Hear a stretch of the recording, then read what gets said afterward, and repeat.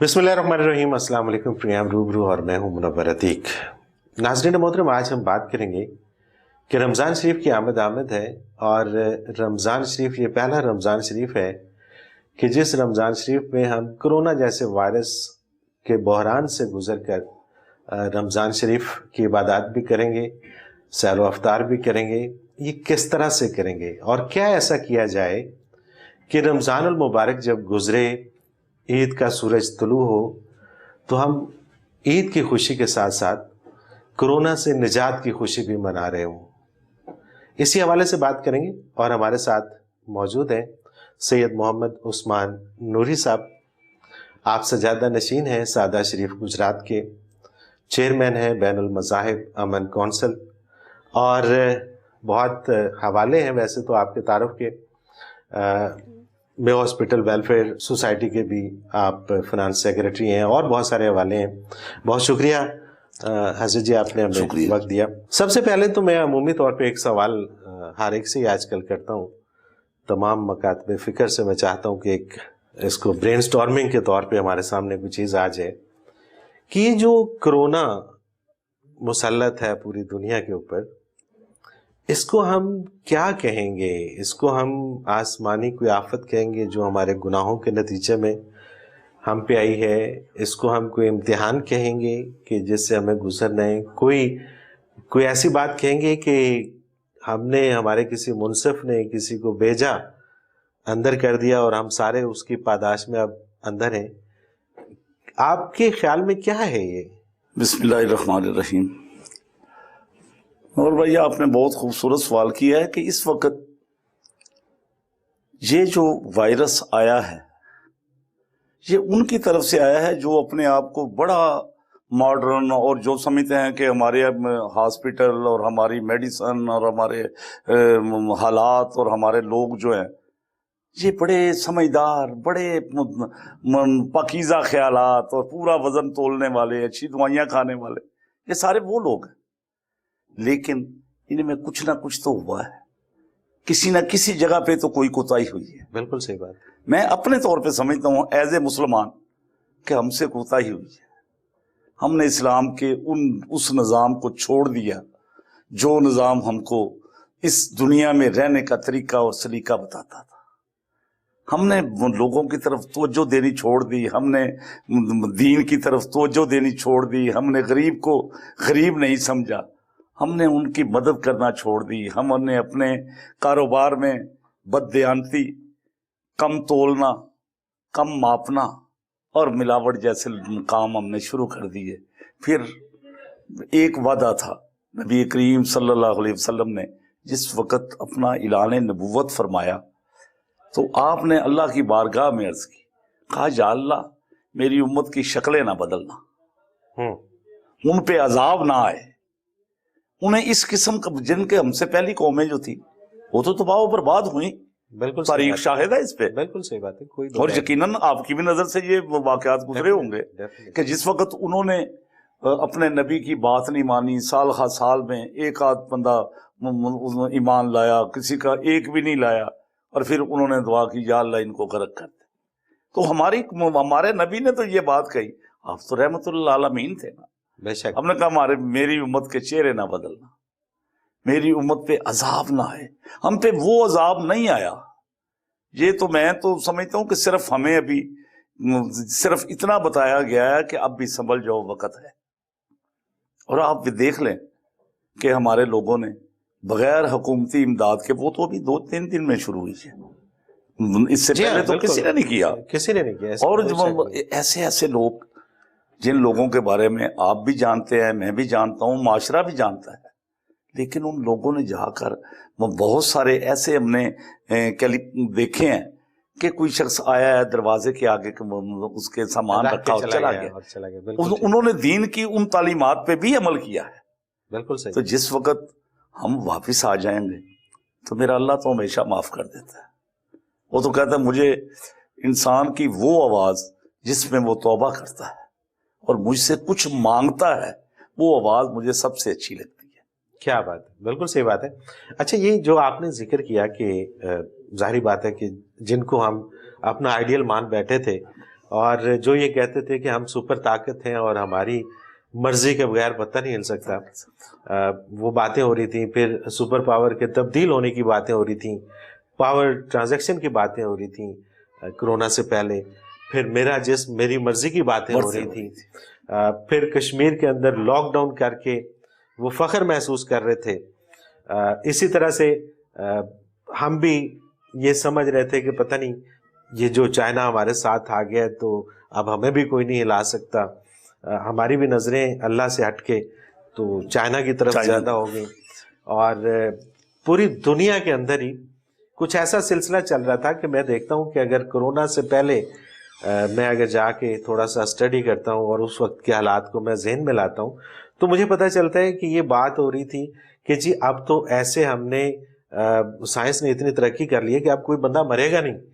اب تو ہم مطلب انسان کے جو سیل ہیں ان کو ہم وہ تقویت دے دیں گے کہ انسان دوبارہ سے جوان ہو جائے گا. مطلب اس سطح پہ پہنچ چکے تھے. تو مجھے پھر وہ خیال آتا ہے کہ جب بھی قومیں اس حد تک ترقی کر جاتی ہیں تو پھر ایک جھٹکا ضرور آتا ہے کہ جس میں وہ رب العزت وہ ذات بتاتی ہے کہ نہیں تم ابھی بھی کچھ نہیں، میں ہوں، ابھی بھی میں ہوں. تو آپ کیا سمجھتے ہیں کہ یہ وہی جھٹکا ہے؟ اور اگر یہ وہی جھٹکا ہے تو اس کے بعد کیا ہم سمجھ پائیں گے اس جھٹکے کو؟ اور اس کے بعد کا جو ایک معاشرہ ہوگا، کرونا کے بعد کا جو ایک معاشرہ ہوگا، اس میں کیا انصاف کا بول بالا ہوگا؟ کیا اس میں ہم تول پورا کریں گے؟ کیا اس میں ہم کسی کا حق نہیں ماریں گے؟ کیا کوئی ایسا انوائرمنٹ بننے جا رہا ہے؟ دیکھیں آپ نے جس طرف اشارہ کیا، اب آپ دیکھیں رمضان المبارک میں روزہ ہمیں یہ بات بتاتا ہے کہ بھوک کی اہمیت کیا ہے. بے شک. سارا سارا دن بھوکے رہ کے بغیر کسی ایسی پابندی کے جس کا کسی کو نظر نہیں آتا. کوئی ہر بندہ یہ سمجھتا ہے اللہ دیکھ رہا ہے میں اندر تو کھا لوں گا، بے شک لیکن وہ نہیں کھاتا. نہیں کھاتا. شام کو جس وقت وہ افطاری کرتا ہے تو اس کا اس وقت کیا ذہن ہوتا ہے، کیا سوچ ہوتی ہے، سارے دن کی بھوک کے بعد وہ کھانے کا مزہ کیا ہوتا ہے. بے شک. یہ اور اسی کے ساتھ جس طرف آپ نے کشمیر کی طرف اشارہ کیا، اتنے دن سے وہ لوگ کتنے دن ہو گئے ان کو اندر قید کیے ہوئے، کرفیو لگا ہوا ہے، باہر نہیں نکل سکتے. کیسے کس طرح وہ کھانا کیسے کھاتے ہوں گے، کیسے وہ میڈیسن کیسے لیتے ہوں گے، کہیں سے وہ پڑھنے کے لیے نہیں جا سکتے، کسی کو ملنے کے لیے نہیں جا سکتے. وہ سب کچھ ان پہ ہو رہا تھا اور دنیا کے کان پہ اور پوری دنیا خاموش تھی. سارے خاموش تھے. ان کے کان پہ جوں تک نہیں رہیں گی کہ یہ بھی کچھ ہے. آج وہ جو کہتے تھے جن کی طرف پہلے آ گیا کہ سپر پاور، اچھا ہمیں کوئی دیکھ نہیں سکتا، ہمیں کوئی ہماری طرف اشارہ نہیں کر سکتا، آج کہاں پر ہیں وہ؟ آج تو چائنا کا صدر بھی اچھا جا کے مسجد میں مسلمانوں کے ساتھ بیٹھ کے دعا مانگتا ہے. بے بس ہو گیا. وہ سمجھتے ہیں نا، بے بس ہو گئے. لیکن اس نے بتایا کہ ایک ذات ایسی ہے جو سب سے بڑی ہے اور سپر پاور اسی کو کہتے ہیں. بالکل ٹھیک بات. یہ سپر پاور کہاں گئی ہیں؟ اس وقت سب سے زیادہ اموات تو امریکہ میں ہو رہی ہیں، جی ہاں، جس کا معاشرہ بڑا بلند معاشرہ ہے. سب سے زیادہ اموات تو برطانیہ میں ہو رہی ہیں، اٹلی میں ہو رہی ہیں. یہ کون سے ممالک ہیں؟ یہ تو ہمارے پاس تو ہے ہی کچھ نہیں. ابھی مطلب ہے کہ ہمارے وزیر اعظم نے بتایا کہ جی وہاں پہ 200 ارب ادھر انہوں نے پیکج دے دیا جی، اس نے 2000 ارب کا پیکج دے دیا جی، اور ہم تو ہم نے 8 ارب ڈالر 2000 ارب ڈالر دیے اور 8 ارب میں بھی. لیکن ابھی مجھے سمجھ نہیں آ رہی کہ جس وقت یہ بات سننے کو آتی ہے کہ اس میں سے بھی کچھ لوگ ایسے ہیں کہ جو وہ ایک مائنر سی رقم ہے وہ بھی نہیں دے رہے. اسی پہ میں آ رہا تھا. میرا سوال بیسیکلی یہی تھا کہ جب یہ سارا کچھ علم میں ہے اور یہ پتہ ہے، اس سے پہلے بھی ظاہری بات ہے کہ اموات تو موت تو برحق جی وہ تو آتی ہے، کلو نفس ذائقۃ الموت تو آنا ہی ہے. جی ایسی کیا بات ہوگی کہ کرونا سے اب کوئی موت لازمی ہوگی؟ نہیں، کرونا سے بھی لوگ بچ رہے ہیں، روزانہ بچ بھی رہے ہیں. جی ہاں، بچ بھی رہے ہیں، اور جو موت ہے اس نے تو آنا ہے. تو یہ تو pہلے بھی ہمارا یقین ہے کہ موت نے آنا ہے. اب یہ موت منڈلاتی جب نظر آ رہی ہے تو ہمیں لگ رہا ہے کہ پتہ نہیں کوئی بحران آ گیا ہے. نو ڈاؤٹ کہ اس میں ایک دوسرے سے ٹرانسفر ہو رہی ہے، موت ٹرانسفر ہو رہی ہے. اس دور میں بھی کہ جب یہ ساری چیزیں ہمیں پہلے ظاہراً نظر اس طرح سے شاید نہیں آ رہی تھی، یا ہمارے سوچنے کا انداز شاید وہ نہیں تھا، اب تو نظر آ رہا ہے. اس کے باوجود اگر کوئی ملاوٹ کرتا ہے، اس کے باوجود اگر کسی کا حق اس تک نہیں پہنچتا ہے، تو پھر اس کے لیے کیا سزا ہے؟ میں یہ سمجھتا ہوں کہ پھر اسے اللہ کے پکڑ سے کوئی نہیں بچا سکتا. ہم کیسے لوگ ہیں. لیکن اس کے ساتھ ساتھ میں ان لوگوں کو بھی دیکھ رہا ہوں کہ ایک بالکل مسکین آدمی ہے، اس کے پاس ایک وقت کا کھانا شاید ہوگا، 2 وقت کا کھانا ہوگا، لیکن وہ کہتا ہے کہ ایک وقت کا کھانا میں اپنے ہمسائے کے ساتھ شریک کر دوں. وہ ان لوگوں کو بھی نظر انداز نہیں کیا جا سکتا کہ جن لوگوں نے اس وقت 2-2 ہزار 4-4 ہزار آدمیوں کو 5-5 ہزار لوگ گھروں کو راشن پہنچایا ہے، بغیر کسی کو بتائے ہوئے، بغیر کسی کو اس کی تصویر اتارے ہوئے. یہ بھی تو بڑا ظلم ہے نا. یعنی کہ وہ بندہ کیا اجر دے گا جس وقت وہ کہتا ہے نا کہ قیامت کا دن میں پیش ہو جاؤں گا، اور جس وقت میں اللہ کی بارگاہ میں پیش ہوں گا میں کہوں گا میں نے بڑی سخاوت کی ہے، تو اس وقت آواز آئے گی تو نے سخاوت کی تھی کہ میرا ٹی وی پہ میری تصویر چل جائے، تو نے سخاوت کی تھی کہ لوگ مجھے سخی کہیں. لوگوں نے سخی کہہ دیا، تصویر چل گئی، تجھے اس کا اجر مل گیا. اب یہاں سے کون سا اجر دے؟ اللہ اکبر. وہ اجر اس طرح ہی ملنا ہے بالکل صحیح، جس طرح اسے دینے کا حکم ہے. آج دیکھیں نا مساجد کی طرف لوگ توجہ نہیں کر رہے تھے، اب ہم منع کر رہے ہیں کہ مساجد میں نہ آئیں، اور لوگ لڑ رہے ہیں، جھگڑے ہو رہے ہیں کہ جی ہم نے مساجد میں داخل کیوں نہیں ہونے دیا جا رہا. یہ بھی لوگ اسی صف میں آ جائیں گے. حالانکہ اس میں دیکھا نا پہلے شروع میں یہی پتا چلا یہ زائرین آئے، کچھ مطلب ہے کہ تبلیغی جماعت کے افراد آئے، ان میں سے وہ ایک یہ معاملہ جو بڑا بھی انہی لوگوں سے کہ جو لوگ تو یہ لوگ نہیں تھے. لیکن کیسے لوگ، وہ کتنے بیوقوف لوگ ہیں.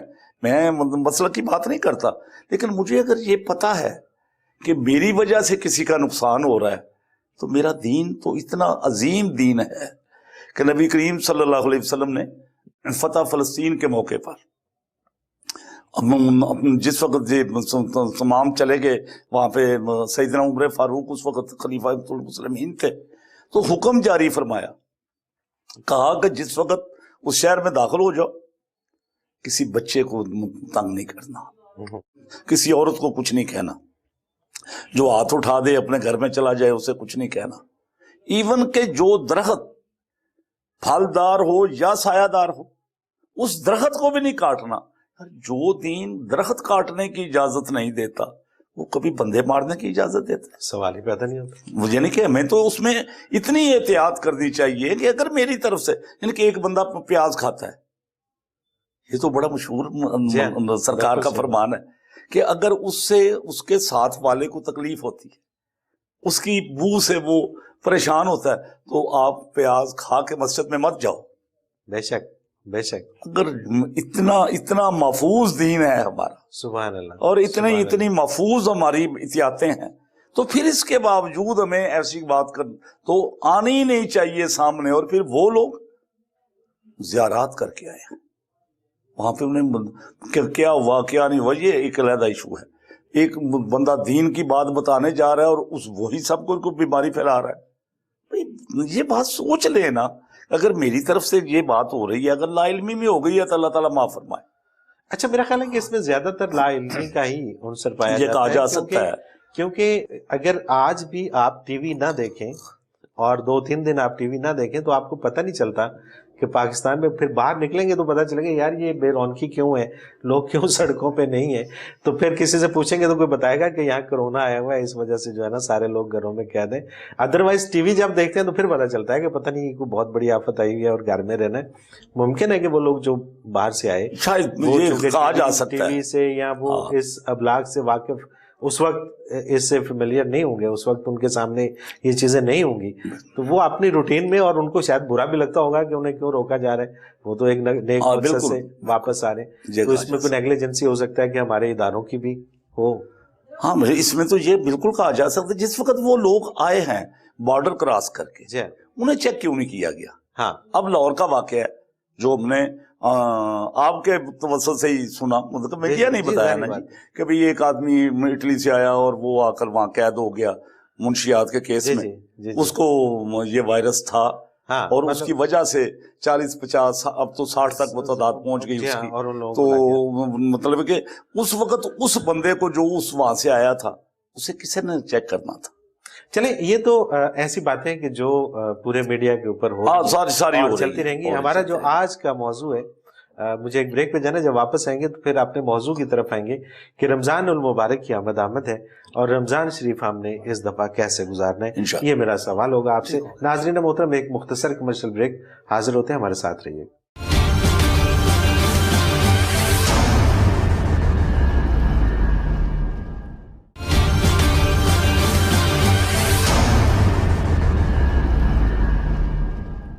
ویلکم بیک ناظرین محترم، آپ دیکھ رہے ہیں روبرو اور میرے ساتھ موجود ہیں سید محمد عثمان نوری صاحب۔ نوری صاحب، وقفے پہ جانے سے پہلے ایک سوال میں نے چھوڑا تھا، اور جو آج کا ہمارا موضوع بھی ہے کہ چونکہ رمضان شریف کی آمد ہے، اور ظاہر ہے کہ یہ وہ مہینہ ہوتا ہے کہ جس مہینے کا ایک ماحول ہی الگ ہوتا ہے، مطلب اس کے اندر عبادات کا وہ سلسلہ چلتا ہے، مساجد ہمیں بھری بھری نظر آتی ہیں، اور ہر شخص جو ہے وہ اس کے احترام میں اپنی لائف کو چینج کر کے چل پھر رہا ہوتا ہے، نظر آتا ہے۔ اب بدقسمتی سے کرونا کا ایک بحران ہمارے ساتھ ہے۔ اس بحران میں ہمیں اس رمضان شریف میں اپنی ایکٹیویٹیز کو کس طرح سے رکھنا ہوگا، کس طرح سے ہم زیادہ سے زیادہ عبادات بھی کر سکتے ہیں، اور کس طرح سے ہم اس کی احتیاطی تدابیر کو بھی ملحوظ خاطر رکھ سکتے ہیں۔ آپ نے بجا فرمایا جی کہ جو شخص سارا سال بھی کبھی مسجد کی طرف نہیں گیا، وہ بھی چاہتا ہے کہ رمضان کے مہینے میں بھی اللہ کی بارگاہ میں سجدہ ریز ہو کر جو رحمتوں کا جو ایک مطلب ہے کہ سمندر آیا ہوا ہے اس میں سے کچھ نہ کچھ حصہ لے لوں۔ تو اس کے ساتھ ساتھ جہاں پر عبادات کا حکم ہے تو اس میں ہمیں یہ بھی دیکھنا ہوگا کہ جو کچھ ہم کر رہے ہیں، جو کچھ ہو رہا ہے، جو کچھ چل رہا ہے، اس میں ہم کس طرح اس پہ قابو پا سکیں گے۔ ٹھیک ہے نا، ہمارے جو دانشور ہیں، جو ہمارے اس میں پروفیسر حضرات ہیں، ڈاکٹر حضرات ہیں، جو صحت سے متعلقہ لوگ ہیں، وہ اب بتا رہے ہیں کہ آپ قریب نہ جائیں۔ تو میں نے جیسے پہلے گزارش کی تھی کہ جس وقت ہمارا دین یہ کہتا ہے کہ آپ پیاز کھا لیں اگر کسی کو تکلیف ہو رہی ہے، بالکل ٹھیک، تو آپ مسجد میں نہ جائیں۔ تو آپ اسی بات کو سامنے رکھ لیں۔ میں یہ نہیں کہہ سکتا کہ مسجد میں نہ جائیں۔ میں نے یہ ابھی پچھلے دنوں میٹنگ ہوئی تھا بین المسلمین کی، تو ہم نے وہاں پہ گزارش کی کہ 5 کی پابندی کی بجائے آپ مسجد کا سائز دیکھیں۔ ٹھیک ہے، یعنی کہ جس قدر وسیع مسجد ہے اس میں مسجد انتظامیہ اور وہ لوگ جو ہیں وہ اس میں پورا تعاون کریں۔ ٹھیک ہے، بھئی کھلے بیٹھ جائیں، بالکل ٹھیک ہے، اس میں نہ فاصلہ رکھیں، نہ ایک دوسرے کے ساتھ زیادہ ملیں، آپ جس طرح ملتے ہیں، لیکن یہ بات صرف مساجد پہ لاگو کر رہے ہیں، اس طرح نہیں ہوتا۔ یعنی کہ آپ نے داتا دربار کو بند کر دیا ہے تو باہر سڑک کے اوپر جو سینکڑوں لوگ کھڑے ہیں ان کو تو آپ بند نہیں کر سکے۔ یعنی کہ ہمیں یہ اویئرنیس دینی ہے۔ ٹھیک ہے، میڈیا بخوبی دے سکتا ہے، جی بالکل بالکل، اور جس طرح آپ بتا سکتے ہیں وہ بہتر طریقہ ہے، لیکن وہ طریقہ بتانا ہے کہ جس سے ہم اپنی عبادات بھی کر سکیں اور اس میں ہم مطلب کہ جو ہماری احتیاطیں ہیں وہ بھی بروئے کار لا سکیں۔ مساجد میں جانے کے لیے اگر ایک آدمی کو بتایا جائے کہ آپ وہاں بیٹھیں گے، وہاں بیٹھیں گے، وہاں بیٹھیں گے، یہ 2-4 دن کی بات ہوگی، اس کے بعد تو مطلب کہ بندے خود پہنچ جاتے ہیں، پتہ ہے ہمیں۔ اچھا، جانا ضروری ہے مسجد میں؟ اگر مسجد کے بغیر بھی، اچھا میرے ذہن میں تھا، میں مطلب جاتا ہوں رمضان کے مہینے میں، میرا ہوتا ہے کہ مدینہ منورہ میں گزارتا ہوں، اس سے پہلے تو یہی ہے جو معاملہ ہوگا، لیکن وہاں پہ یہ ایک عام ہے لوگوں میں یہ ایک بات کہ یہ لوگ سنتے نہیں پڑھتے، ہم بھی سمجھتے تھے، ٹھیک ہے، نہ کسی نے پوچھنا ہے، اپنی طور پہ ہی فیصلہ کر رہے ہیں، خود فیصلہ کر۔ میں نے ان سے بات کی، انہوں نے کہا آپ کو سرکار کے فرمان کا نہیں پتا، آپ کو ان کے طریقے کا نہیں پتا۔ میں نے کہا آپ کیا کہنا چاہتے ہیں؟ انہوں نے کہا کہ آپ تو گھر سنتے پڑھ کے آتے تھے، عام نماز کی سنتے گھر ادا فرماتے اور پھر مسجد میں تشریف لے آتے, ٹھیک ہے, وہاں پر آ کر فرض پڑھتے, بقایا نماز بھی اکثر گھر جا کر ادا کرتے. اگر وہ سرکار یہ کر سکتے ہیں تو ہمیں اس طرف جو نئی بات بتائی گئی ہمیں بھی تو دیکھ لینا چاہیے. تو اس میں کوئی حرج والی بات نہیں, نوافل جو ہیں ہم گھر پڑھ سکتے ہیں, جو ہمارے سنت ہے وہ ہم گھر بھی ادا کر سکتے ہیں. اس وقت علماء کرام نے جو بتایا ہمیں کہ ٹھیک ہے جی کہ جمعۃ المبارک کے روز آپ مساجد میں زیادہ نہیں جائیں گے, زیادہ تعداد میں نہیں جائیں گے, وہاں پہ رش نہیں ہوگا, لیکن اس میں اصل بات جو آتی ہے نا وہ یہ آتی ہے کہ عام آدمی یہ سمجھتا ہے کہ یہ صرف پابندی مسجد پہ ہی کیوں ہے, یہ پابندی باہر دودھ والے کی دکان پہ کیوں نہیں لگتی. اصل میں تو دیکھیں نا جی, پاکستان کے اندر بلکہ جہاں بھی معاشرہ اس طرح کا ہے وہاں پہ سب سے بڑا جو پرابلم ہے, ناانصافی جسے ہم کہتے ہیں, وہ یہی ہوتی ہے کہ ایک جگہ پہ وہی چیز ہو رہی ہوتی ہے اور دوسری جگہ پہ وہی چیز نہیں ہو رہی ہوتی ہے. تو پھر وہ جہاں پہ وہ لاگو کر دی جاتی ہے وہ پھر ان کی مثال دیتے ہیں کہ جی وہاں تو لاگو نہیں ہے. تو یہ تو ہمارا ہمیشہ سے رہا ہے کہ یہاں قانون بھی سارے مطلب چھوٹے لوگوں کے لیے, سب کے لیے الگ الگ, ہر ایک چیز الگ الگ ہے. بالکل تو یہ اس کے اندر, لیکن ہم یہ نہیں کہہ سکتے کہ ایک چیز اگر مثال کے طور پہ ہم مساجد کی بات کرتے ہیں تو ہم یہ تو کہہ سکتے ہیں کہ باقی جگہوں پہ بھی لوگوں کو نہیں جانا چاہیے, لیکن ہم یہ تو نہیں کہہ سکتے کہ چونکہ باقی جگہوں پہ میں آپ کی تائید کرتا ہوں اس بات کی. یہ بالکل آپ نے درست فرمایا کہ یہ کوئی اس بات کی دلیل نہیں ہے کہ ایک شخص کو قانون پہ عمل نہیں کرتا تو ہم بھی کہیں گے وہ نہیں کرتا تو میں بھی نہیں کروں گا. نہیں, یہ بات نہیں ہے.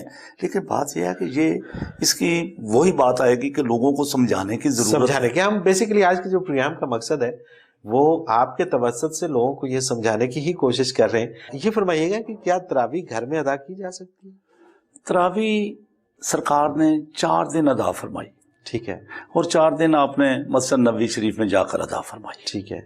اگر کوئی ایسا مسئلہ ہو, کوئی ایسی پریشانی ہو تو پھر تو اس کے لیے گنجائش نکالی جا سکتی ہے کہ گھر میں ادا کر دی جائے, ٹھیک ہے. اور بعض لوگ اب بھی آپ کو شاید آپ کا بھی ان کے ساتھ واسطہ ہو, تعلق ہو, میں تو اکثر گھروں میں جاتا ہوں نا تو ان کے کسی بچے نے حفظ کر دی ہے تو وہ گھر میں اپنے ساری فیملی اس کے وہ اپنے سین میں یا اپنے چھت پہ یا اپنے ڈرائنگ روم میں وہ جگہ کا تعین کر لیتے ہیں تو وہ وہاں پر سنا لیتے ہیں.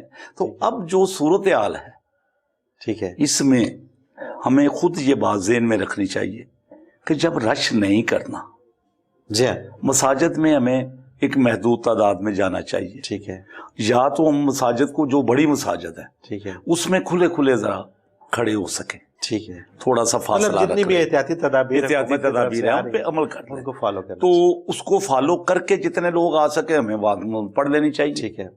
اور اگر اس میں کوئی اس قسم کا معاملہ آ جائے تو لوگوں کو پریشانی کے بجائے یہ دیکھ لینا چاہیے کہ یہ یعنی کہ جواز کا مسئلہ نہیں, یعنی کہ جو مفتی منیب الرحمان صاحب نے اس معاملے میں جو کچھ کہا اور لکھا بھی, فتویٰ دیا کہ پڑھ لیں لیکن اس کو مثال نہیں دیں گے آئندہ آپ. اوکے, یہ نہیں کہ آپ اسی خاص قسم کے سرکمسٹینسز کے اندر, وہ ان حالات کی وجہ سے جو ہے وہ صرف اس حالات کو سامنے رکھتے ہوئے اس کی اجازت دے رہے ہیں, ٹھیک ہے, لیکن یہ معمول نہیں بنے گا. اوکے, تو یہ بات تو ہو سکتی ہے, ہاں, یعنی کہ اگر ان مساجد میں گنجائش ہے اور انتظامیہ سمجھتی ہے کہ وہ وہاں پر اس کا بندوبست اس انداز میں کر سکتی ہے کہ جس میں وہ احتیاطیں قائم رہیں, تو پھر وہاں پر بھی ہو سکتا ہے. مطلب اس میں ایک بڑی مثال دی جا رہی ہے آج کل, اور کہ جب اذان دی گئی تو اس کے ساتھ مسلسل بارش شروع ہو گئی. جی ہاں, اور اس بارش میں پھر آپ نے حضرت بلال سے فرمایا کہ آپ لوگوں سے کہیں کہ گھروں میں ہی نماز ادا کر لیں. تو اس میں صرف یہ تھا کہ جب وہ مسجد میں آئیں گے تو ان کے کپڑے بھیگ جائیں گے, یا گلیاں کچی ہیں ان کا کیچڑ لگ جائے گا, تو مطلب اس میں کوئی وبا کا عنصر نہیں تھا, لیکن اس کے باوجود آپ نے ریلیکسیشن دی. اس بارے میں ہم اگر اسی بات کو مثال بنا لیں, بہت ساری ایسی باتیں آ جاتی ہیں کہ جس میں یہ بھی تو ہو سکتا تھا نا کہ آپ فرما دیتے کہ بھی یہ ادا نہیں کرنی. تراویح تو اس وقت تو ابھی تک نہ فرضیت تھی نہ ان کے, صرف سرکار نے فرمایا نا یہ میری سنت ہے. جی, اور رمضان میں قیام کو بڑی فضیلت ہے, بالکل ٹھیک. اور اگر مدینہ منورہ کا لیں تو آخری عشرہ جو ہے وہاں تراویح کے بعد، یعنی کہ صرف تراویح نہیں، اس کے بعد قیام اللیل کے نوافل بھی ادا کیے جاتے ہیں اور باجماعت ہوتے ہیں حرمین شریفین میں. تو اس میں وہ قیام کی فضیلت کے طور پر جی ہاں، وہ تو دیکھیں نا، جہاں بھی ہمیں موقع ملے گا اس میں ہم اگر اس بات کو شامل نہ کریں کہ یہ ایک ایسا معاملہ ہے کہ جس میں ہمیں تھوڑا سا احتیاط کر لی جائے تو اس میں کوئی حرج نہیں ہے. اچھا، تراویح میں قرآن پاک کا حافظ جو ہے، ایک حافظ ہے، وہی تراویح پڑھا سکتا ہے یا تراویح کا کوئی اور بھی؟ نہیں، تراویح کے میں تو جو صورت ہے قرآن پاک کی جو صورتیں ہیں وہ بھی پڑھی جا سکتی ہیں مطلب اس کے لازمی نہیں ہے. اور بعض لیکن سرکار نے فرمایا فضیلت ہے اس کی، جی ہاں، کہ جو پورا قرآن پاک سنے اور ایک کے پیچھے ہی پڑھے، تاکہ وہ ترتیب سے پڑھ رہا ہے تو وہیں آپ پورا سن سکیں گے. اگر آپ روزانہ مسجد بدل لیں گے یا دوسری جگہ پہ جائیں گے تو پھر تو وہ صورت نہیں ہوگی. تو قرآن پاک کا پورا سننا یہ فضیلت ہے. تو اس میں لیکن جو مساجد ہیں چھوٹے گاؤں میں جو مساجد ہیں ان میں سارے حفاظ نہیں ہوتے، تو وہاں پہ بغیر حفاظ کے بھی پڑھا جاتا ہے اور گھر کے اندر اگر یہ پڑھنا چاہیں اور وہ پڑھ وہ تو عورتیں تو گھر پر پڑھیں گی. ٹھیک ہے، اس میں پہلے بھی گھر پر پڑھتی ہیں.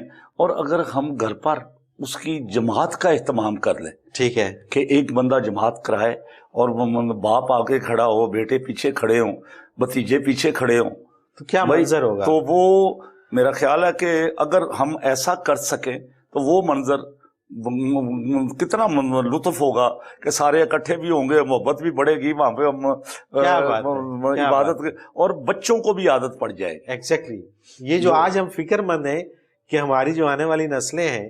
اچھا، یہ ایک چیز میں اس میں شامل کرنا چاہوں گا، یہ بہت زیادہ فکر، اور ہر پڑھے لکھے بندے کو یہ فکر تھی کہ جس قدر سرایت ہو گیا ہے انٹرنیٹ ہماری زندگیوں کے اندر، اور بچوں کی پہنچ میں جس قدر یہ آ گیا ہے، اور اس کے اندر جو واحیات اور جو چیزیں اس کے اندر ہیں، تو خوفزدہ ہو جاتے تھے لوگ کہ یار یہ ہم ان بچوں کو کس طرح سے دین کے راستے پر لے کے آئیں، کس طرح سے ہم ان کی تربیت ایسی کریں کہ یہ مسلمان ہی رہیں، مطلب یہ بے راہروی کا شکار نہ ہو، یہ ان کی طرف سے ہمیں دین کی طرف ان کی توجہ رہے. یہ ایک خوبصورت موقع نہیں اللہ نے دے دیا، اس گو کے بحران اپنی جگہ موجود ہے. وہ تو دیکھیں، کسی بات کو بھی آپ کسی جانب بھی لے جا سکتے ہیں اگر اس موقع کا فائدہ اٹھاتے ہوئے ایک بندہ 2 روپے کی چیز 10 روپے کی بیچ رہا ہے، 6 روپے کی بیچ رہا ہے، 10 روپے کی چیز جو ہے 30 روپے کی بیچ رہا ہے، تو وہ بھی تو ہے نا جو وہ کہتا ہے کہ میں نے اس کا پیسہ ہی نہیں لینا، میں نام نہیں لیتا. مجھے میں گیا ہوں اپنے ایک میڈیکل سٹور پہ، تو میں نے ان سے پوچھا کہ یہ جو ماسک ہے آپ کتنے کا سیل کر رہے ہیں؟ وہ کہنے لگا جی ہمارے مالک کا، میں نام نہیں لیتا اس نے کہا جی ہمارے مالک کا حکم ہے، 12 روپے کا ہم نے یہ پرچیز کیا ہے، مارکیٹ میں یہ 30 روپے کا مل رہا ہے، 40 کا مل رہا ہے، آپ کو تو زیادہ پتا ہے کہ آپ تو جاتے رہتے ہیں، مگر ہم 8 روپے کا سیل کر رہے ہیں. ارے کیا، انہوں نے کہا کہ 4 روپے کم کر کے سیل کریں. واہ یار، وہ بھی لوگ بھی تو ہے نا جو اس میں یعنی کہ یہ اجر بھی کمانا چاہتے ہیں. کیا بات. اور یہ دیکھیں آپ افطاری کا منظر جو ہوتا ہے، مسجد میں چلے جائیں، جو چھوٹی چھوٹی مسجدیں ہیں، محلے کی مسجد کہہ لیں آپ اس کو، دیہات کی مسجد کہہ لیں، تو لوگ اکٹھا کر کے سامان وہاں پہ تقسیم کرتے ہیں. جی ہاں، اور ہر شخص اپنی توفیق کے مطابق. یہ ضروری نہیں کہ وہ دیگ پکا کے لائے، یہ ضروری نہیں کہ وہ اس کا کوئی بڑی پیکنگ میں لے کے آئے، نہیں، وہ 1 کلو 2 کلو 4 کلو کھجوریں لے کے وہ بھی سمجھتا ہے کہ میرا بھی اس میں حصہ ہے. اور پھر اللہ کے نبی نے تو فرما دیا نا کہ آپ کسی کو روزہ کھلوائیں، اس کا اجر یہ ہے کہ آپ کو پورے روزے کا اجر مل جائے گا. اور اس کے کھلوانے کے لیے جس وقت وہ جو مسکین صحابہ تھے انہوں نے عرض کی یا رسول اللہ جس کے پاس اس کی طاقت نہ ہو، آپ نے فرمایا 1 کھجور سے کھلوا دیں. کیا بات. کہا یا رسول اللہ 1 کھجور کی طاقت بھی نہ ہو، ہم نے فرمایا کہ صرف نمک سے کھلوا دیں. کہا یا رسول اللہ اگر اس کے پاس نمک بھی نہ ہو تو ہم نے فرمایا پانی کے 1 گھونٹ سے روزہ کھلوا دے، اجر اس کا مکمل مل جائے گا. ہم اگر چاہیں تو جو چاہیں ہم کر سکتے ہیں، اس میں ہمیں یہ بات مل سکتی ہے. اور پھر میں بات آئے گی آپ کی جانب کہ اس میں میڈیا بڑا رول ادا کر سکتا ہے. یہ ضروری نہیں کہ ہمیں ہر وقت یہی بتایا جائے کہ آج انڈیا میں اتنے مر گئے جی، آج امریکہ میں اتنے مر گئے جی، آپ چائنا میں، یہ بات بھی ضروری ہے، لیکن اس کے ساتھ ہمیں اپنے پروگراموں میں تھوڑی سی یہ محبت بتانے کی ضرورت بات ہے، اور یہ بتانے کی اور سمجھانے کی ضرورت ہے کہ یہ جو موقع ہے اس کو آپ نے، یہ جو ایک تھریٹ ہے اس کو اپرچونٹی میں کیسے بدلنا ہے. یہ اتنی خوبصورت اللہ تعالیٰ نے ایک، کیونکہ دیکھیں نا کسی کے پاس ٹائم ہی نہیں تھا، نماز پڑھنے کا ٹائم نہیں تھا، اتنی زیادہ تگ و دور، اتنی زیادہ محنت اور بھاگ دوڑ، گھر میں رہنے کا ٹائم نہیں تھا، گھر میں رہنے کا، فیملی کو آج تو مطلب ہے کہ تو اس میں سوچنا چاہیے. اچھا، اس میں مجھے ایک بریک پہ جانا، جب واپس آئیں گے تو پھر ہم یہ دیکھیں گے کہ حضور نبی کریم علیہ الصلوۃ والسلام نے فرمایا کہ صدقات جو ہیں یہ بلاؤں کو ٹال دیتے ہیں. تو صدقات کے حوالے سے اور دعا کے حوالے سے، اور اگر یہ بلا ہے تو اس کے ٹالنے کے لیے ہم رمضان شریف میں کیا کیا کر سکتے ہیں، اس پہ بات کریں گے. ناظرین محترم، ایک مختصر کمرشل بریک، حاضر ہوتے ہیں، ہمارے ساتھ رہیے.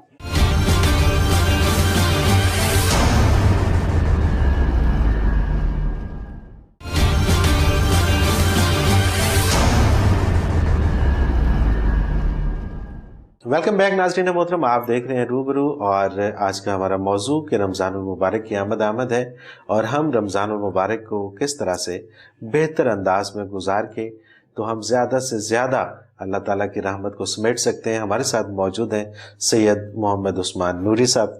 سید محمد عثمان نوری صاحب، بریک پہ جانے سے پہلے میں نے ایک سوال چھوڑا تھا کہ صدقات، ظاہر ہے کہ حضور نبی کریم علیہ الصلوۃ والسلام کا فرمان ہے کہ صدقات جو ہے یہ بلاؤں کو ٹال دیتا ہے. تو یہ بھی تو ایک بلا، آپ نے فرمایا کہ یہ ایک بلا ہے، آسمانی آفت ہے. اس کو ٹالنے کے لیے جہاں پہ ایک طرف سائنس میں بڑی کوششیں ہو رہی ہیں کہ کوئی کہتا ہے کہ جی سال کے بعد اس کی ویکسینیشن آئے گی، کوئی کہتا ہے کہ جی اب ہم 3 مہینے کے بعد دے دیں گے، پھر وہ کہتے ہیں نہیں 3 مہینے کا ٹائم نہیں، ہم 6 مہینے بعد دیں گے. تو یہ جو اللہ تعالیٰ کے حضور جھک جانا اور اللہ تعالیٰ سے معافی طلب کرنا، اللہ تعالیٰ سے توبہ اور اللہ تعالیٰ سے دعا کرنا، اور پھر صدقات کے ذریعے جیسا کہ یہ تو آسان کام نہیں ہے. سمجھنے کی بات ہے کہ کام تو بڑا آسان ہے، صرف سمجھنے کی بات ہے کہ ہم صدقہ کو سمجھے نہیں. نبی کریم صلی اللہ علیہ وسلم جس وقت روزہ افطار فرماتے تو مسکینوں کے ساتھ بیٹھتے. کیا بات ہے!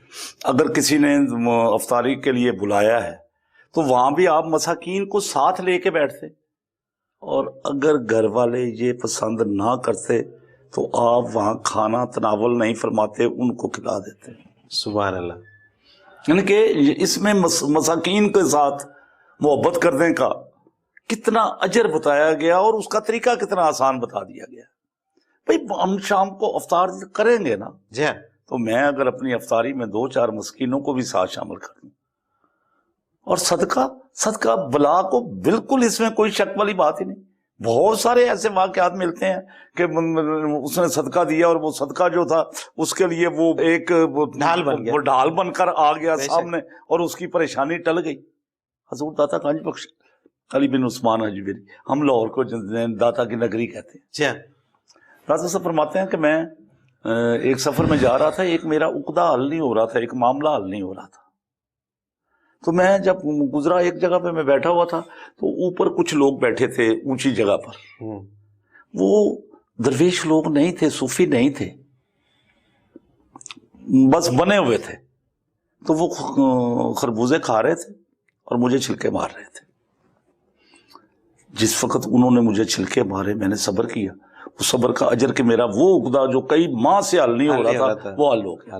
یعنی کہ ہمیں یہ بات بتائی گئی ہے کہ ہم نے صبر بھی کرنا ہے، ہم نے صدقہ دینا ہے، اور وہ دیکھیں کہ وہ جو آدمی آپ سے مانگ نہیں رہا، کیا بات. سب سے بڑا اجر ان لوگوں کا ہے کہ جو لوگ آپ کو پتا ہے کہ یہ بندہ سفید پوش ہے، یہ ہاتھ نہیں پھیلا سکتا، اس کو تو حکم یہ ہے کہ اس کو یہ بھی نہ بتایا جائے کہ یہ زکوٰۃ کے پیسے. ہاں بالکل صحیح. اس کو کسی اور طریقے سے دے دیے جائے، اس کو کوئی نہ کوئی راستہ نکال لیا جائے جس سے اس کی عزت نفس مجروح نہ ہو. ہمارا دین تو اتنا خوبصورت دین ہے، آپ اس میں یہ ہم نہیں کہہ سکتے کہ اس میں کون سی بات کہیں اور کون سی نہ کہیں.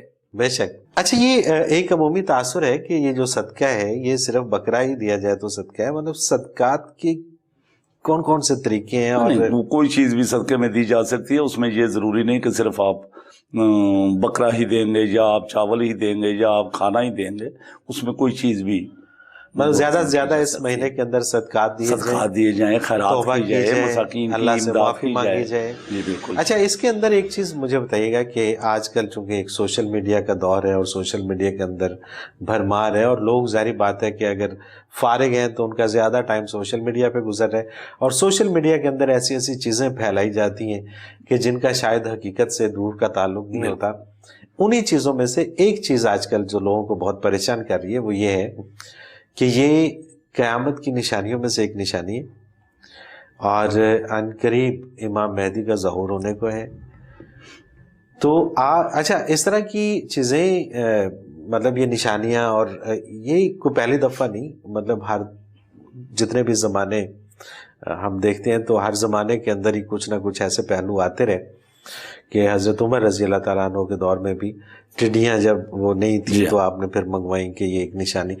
अच्छा, ये कोई निशानी ऐसी है? नहीं, अलामात क़यामत में जो बातें बताई गई हैं उसमें से अगर हम ये बात कर लें, ज़माने की बात करें, तो ज़माना तो बड़ा ही ख़तरनाक रहा है, हर दौर में रहा है। हज़रत दाता गंज शली बिन उस्मान अजमेरी अपनी किताब कश्फुल मजूब में तहरीर फरमाते हैं कि कोई शख्स मेरे पास आया और मेरे पास एक किताब थी दीवाने अली, ठीक है, वो मुझसे मांग के ले गया, ठीक है, जाकर उसने जहाँ मेरा नाम लिखा था वो नाम काट के अपना नाम लिख के तो उसको शाया कर दिया, ठीक है। ये 1000 साल पहले की बात है, तो उस वक्त भी ये कुछ होता था, तो आप फरमाते हैं कि मैं इस जमाने से पनाह मांगता हूँ। बिल्कुल सही। अगर 1000 साल पहले भी यही बात थी तो आज तो फिर बहुत ज्यादा बढ़ गया ना काम। और अलामात क़यामत में जो चीजें हैं, ये बेरा रवि, अपने वालिदैन का एहतराम ना करना, दीन से दूरी, ये भी तो अलामात क़यामत है ना, सिर्फ कोरोना ही तो अलामात क़यामत में नहीं थे। बिल्कुल ठीक है। आपने फरमाया औरतें कपड़े पहने होंगी लेकिन नंगी होंगी। आप देखें बाजारों में मेरी बेटियां, मेरी बहनें, मेरी जो अजीजा, ये किस तरह फिर रही हैं, किसी को कोई परवाह है? बिल्कुल। हम जिस तरह के मामलात में गिर गए हैं, हम अपने वालिदैन का कितना एहतराम करते हैं, हम अपनी वालदा की कितनी बात मानते हैं। ये जरूर ये नहीं कहा गया दीन में कि आप अपने बीवी बच्चों को छोड़ दें और फिर आपकी नहीं, बीवी बच्चे अपनी जगह पे, माँ बाप अपनी जगह पे, हमारे यानी कि ये सारी चीजें भी तो अलामात क़यामत में है। ठीक है, हमने सिर्फ एक पहलू नहीं है उसका। मैं तो ये समझता हूँ कि इस वक्त जो हमें मौका दिया है, हमें नबी करीम सल्लल्लाहु अलैहि वसल्लम ने फरमाया कि इंसान 3 बंदों की दुआ अल्लाह ताला रद्द नहीं करता। सही। आम जन के वो 3 उनके मौके बता दे। एक अदल करने वाला हाकिम, ठीक है, बिल्कुल इंसाफ करता है वो। सही। मुझे नहीं पता कि वो हाकिम कौन सा है, हाँ। मैं मिसाल के तौर पर नाम नहीं ले सकता। और दूसरे नंबर पे रोजादार जिस वक्त अफ्तारी करता है, सुभान अल्लाह, सारा दिन वो अल्लाह के हुक्म से अपने आप को यानी कि रोजा का मतलब ये तो है ही नहीं, किसी जगह पे ये नहीं लिखा कि आप भूखे रहेंगे तो रोजा है। हाँ। रोजा का मतलब तो ये है कि आप अपने उसके साथ साथ अपनी आदतों में भी तब्दीली लाएंगे। एग्जैक्टली, तकवा, परहेजगारी। और तीसरे नंबर पर जो है वो है मजलूम की दुआ। हम तो इस वक्त मजलूम है, कश्मीरी तो मजलूम है बेशक, और उसमें तो वो तीनों चीजें ही पाई जाएंगी। पहले आदल हाकिम छोड़ देंगे, उनमें आदल हाकिम नहीं है कोई भी, रोजा भी रखेंगे और मजलूम भी हैं बेशक। तो हम जो लोग हम में भी मौजूद हैं, मसाकीन जिस वक्त वो इकट्ठे, बिल्कुल सही बात है, बैठ के अल्लाह की बारगाह में दुआ मांगेंगे तो यकीनन ये दुआएं कबूल होंगी और ये हमसे मुसीबतें टल जाएंगी। ये जो लोगों का अपने जो अंदाजे हम कर लेते हैं ना, जी जी, कि ये तो किस वहां पे एक शर्त तो नहीं है उसकी, अलामात क़यामत में तो बहुत सारी अलामतें हैं। अब मुझे नहीं समझ आ सकी कि खाना काबा में, मैं अपने तौर पे ये बात मैं समझता हूँ, और मैंने तो इस बात में थोड़ा सा मैंने मीटिंग उसमें अपना जो आता है मीडिया पे भी देने की कोशिश की कि आज वक्त है तौबा का, और वो तौबा हमारे मुस्लिम हुक्मरान इकट्ठे होकर चले जाए, सुभान अल्लाह, और हरमे काबा में जाएं, अल्लाह की बारगाह में से जाके गिड़गिड़ाएं کہ یا اللہ ہم سے غلطیاں ہو گئی ہیں تو آپ معاف فرما دیں. عوام کو تو نہیں جانے دیا جا رہا, ہمارے حکمران ہمارے نمائندے ہیں. صحیح بات ہے. جب یعنی کہ یہ بھی تو ہوا ہے نا کہ حضرت سیدہ عائشہ صدیقہ نے کہا کے زمانے میں کہ جس وقت سرکار کا گنبد جو تھا اس میں ایک سوراخ کر دیا تھا کہ اس میں اور اوپر رابطہ جو ہے نا وہ کھول دیا جائے. آج میں نے بہت ساری جگہ پہ یہ بھی آیا ہے کہ جی وہ آپ کھولتے کیوں نہیں. میں کہتا ہوں کہ ہم اللہ کی بارگاہ میں گھر میں ایک کونے میں بیٹھ کے ذرا گڑ گڑائیں تو صحیح, اس سے معافی تو مانگیں ہم بے شک. اپنے گناہوں پر. کب ہم تو یہ کہتے ہیں کہ ہم گناہگار ہے ہی نہیں ہیں ہم. بات یہ نہیں کہ اس کا لباس کیسا ہے, اس کا چہرہ کیسا ہے. یہ چہرے اور لباس کی بات نہیں, بات تو دل کو دیکھا جاتا ہے کہ اس کے اندر کیا ہے. بے شک. ہم ایک دفعہ اس کے سامنے اپنے گناہوں کی کا کفارہ دیں, معافی مانگیں. ہم حساب نہیں دے سکتے, ہم اس قابل نہیں ہیں کہ اس کا حساب دے سکیں, لیکن ہم معافی تو مانگ سکتے ہیں. اور معافی میں تو بڑی جان ہے. یہ لفظ ہی ایسا ہے کہ جس وقت آپ دنیا میں بھی کسی شخص کے پاس چلے جائیں اور اسے کہیں مجھے معاف کر دے, سبحان اللہ, کیا وہ معاف کر دیتا ہے, تو وہ تو ہے ہی غفور الرحیم. وہ کہتا ہے میں 70 ماؤں سے زیادہ پیار کرتا ہوں. میں تو ان لوگوں کے ساتھ ظلم نہیں کر سکتا. ظلم وہ کرتا ہے جو جس کو محبت نہیں, تو وہ تو ہمارے ساتھ 70 ماؤں سے زیادہ پیار کرتا ہے. آج اسی بات کی ضرورت ہے کہ ایک دفعہ, یہ کوئی مسئلہ نہیں ہے کہ ہم مسجد میں گئے ہیں یا نہیں گئے, ہمیں جہاں موقع ملے. وہ جو لوگ اعتکاف بیٹھتے ہیں, سنت اعتکاف تو مساجد میں ہوتا ہے, ٹھیک ہے, عورتوں کے لیے تو گھر میں ہوتا ہے. ہاں بالکل, وہ تو علیحدہ بیٹھیں گی تو گھر میں بیٹھیں گی. اصل اعتکاف کا مطلب, معتکف کا مطلب یہ ہے کہ وہ بندہ جو اپنے معاملات دنیا سے علیحدہ کر لے, متوجہ اللہ. یہ نہیں کہ وہاں پہ بیٹھ کے اپنی مجالس لگا کے بیٹھ جائے, یہ نہیں ہے. اچھا, مردوں کے لیے مجھے بتائیے گا کہ ظاہر ہے کہ یہ تو پہلا موقع ہوگا کہ جب مساجد کے اندر حفاظتی تدابیر کے حوالے سے کچھ ہمیں احتیاطیں کرنا ہوں گی. پہلا موقع ہوگا کہ جب گھر میں مرد گھر میں اعتکاف نہیں, اعتکاف کے لیے گھر میں تو نہیں, سنت اعتکاف تو مسجد میں ہوگا. لیکن مسجد میں ایک صرف وہی اعتکاف نہیں ہے کہ جو صرف 10 دن کے لیے ہوگا. ٹھیک ہے, سنت اعتکاف تو یہ بھی ہے کہ آپ جس وقت مسجد میں داخل ہوں اسی وقت نیت کر لیں اعتکاف. اعتکاف کتنے دن ہو سکتا ہے زیادہ سے؟ آپ جتنے, وہ تو سنت اعتکاف تو 10 دن ہے. 10 دن ہے, ٹھیک ہے, وہ تو اس کے لیے تو 10 دن ہے. تو ویسے آپ مدینہ منورہ میں لوگ 3 دن کے لیے بھی آ کر بیٹھتے ہیں. جو ملازمت پیشہ لوگ ہوتے ہیں انہوں نے چونکہ دور سے آنا ہوتا ہے, چھٹی نہیں ملتی, تو پھر وہ 2-3 دن کے لیے بھی کر لیتے ہیں. تو بیسیکلی وہ تو مطلب ہے کہ یعنی کہ نفلی اعتکاف تو آپ جتنا چاہیں کر لیں. اصل میں جو عبادات کا جو ایک سلسلہ ہے, اور جو اعتکاف اور جو تراویح اور جو سارا مقصد, تو اس کا قرب الہی ہے نا. تو یہ انسان کسی بھی جگہ پہ اگر حالات ایسے ہیں کہ آپ مساجد میں نہیں جا سکتے, تو یہ رابطہ جو اللہ تعالیٰ سے ہے یہ تو آپ کہیں پہ بھی بیٹھ کے جوڑ سکتے ہیں. اس کے لیے تو اس نے تو کوئی جگہ ہی نہیں مقرر کی, اور مجھے مساجد کے لیے تو بالکل مساجد. اچھا, اس میں ایک جو کہ آقا کریم علیہ الصلوۃ والسلام, کیونکہ جتنے بھی مذاہب ہیں ان کے باقی ان کے لیے ایک عبادت کے لیے خاص جگہ مخصوص کر دی گئی.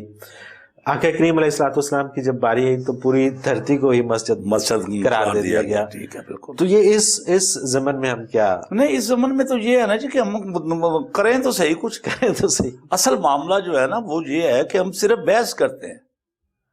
یہ چیز ہم نے عمل نہیں کیا. ضرورت تو عمل کی ہے. بالکل ٹھیک ہے, عمل کریں. آپ بیٹھے نا گھر پر بیٹھے, اپنے اندر کو ٹھیک کریں. آپ جس وقت, آپ کو سب سے بڑی بات یہ ہے, جس کو دینا ہے اس کو وقت پہ دیں, جس سے لینا ہے اس سے لیں, جس کو آپ وزن آپ پورا تو لیں, جس کا حق ہے اس کا حق دیں. آپ کسی کا حق نہ کھائیں, کسی ناحق کو تنگ نہ کریں, اس کو سہولت دیں. اب یعنی کہ روزے کے دوران بھی حکم ہے کہ آپ اس کو تھوڑی سی ریلیکسیشن دے دیں.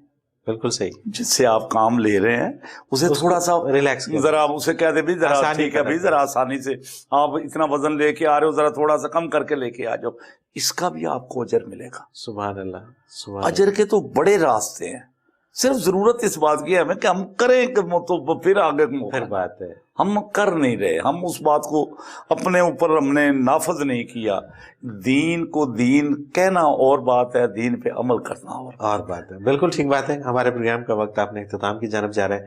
میں چاہوں گا کہ آخر میں ہمارے ناظرین کے لیے کوئی پیغام دے دیجیے رمضان المبارک کے حوالے سے. میں صرف یہ گزارش کروں گا جی کہ یہ مہینہ رحمت, مغفرت اور دوزخ سے آزادی کا مہینہ ہے. تو اس کے لیے آپ جو بھی کر سکتے ہیں حکومتی تدابیر پر عمل کرتے ہوئے, یہ کوئی مسئلہ نہیں ہے کہ ہم اس پہ بحث کرتے رہیں, یہ نہیں کرنا, یہ نہیں کرنا. بھئی ہم نے جو کرنا ہے وہ کریں نا. ہمیں عملی اقدامات کی ضرورت ہے. ہمیں اس میں بحث اور مباحثے کے بجائے عمل پہ زور دینا چاہیے. ہمیں مساجد میں بھی جانا چاہیے, اس لیے میں نہیں بالکل اعتراض کرتا, لیکن مساجد میں اسی طریقے سے جائیں کہ جس طرح آپ سے ذرا کھلے کھڑے ہو جائیں, جی بالکل, ایک دوسرے کے ساتھ ذرا میل جول تھوڑا سا جو بھی طریقہ وضع کر لیں, جو طریقہ وضع کیا گیا ہے اس پہ احتیاط کرنا بھی ضروری ہے. بہت شکریہ سید محمد عثمان نوری صاحب, آپ نے بڑی قیمتی باتوں سے ہمارے ناظرین کو مستفیض کیا. آپ کو میں تہ دل سے مشکور ہوں کہ آپ نے وقت دیا. ناظرین محترم, اس کے ساتھ ہی ہمارے آج کے پروگرام کا وقت اپنے اختتام کو پہنچ رہا ہے. منور عتیق کو اجازت دیجیے. اللہ نگہبان.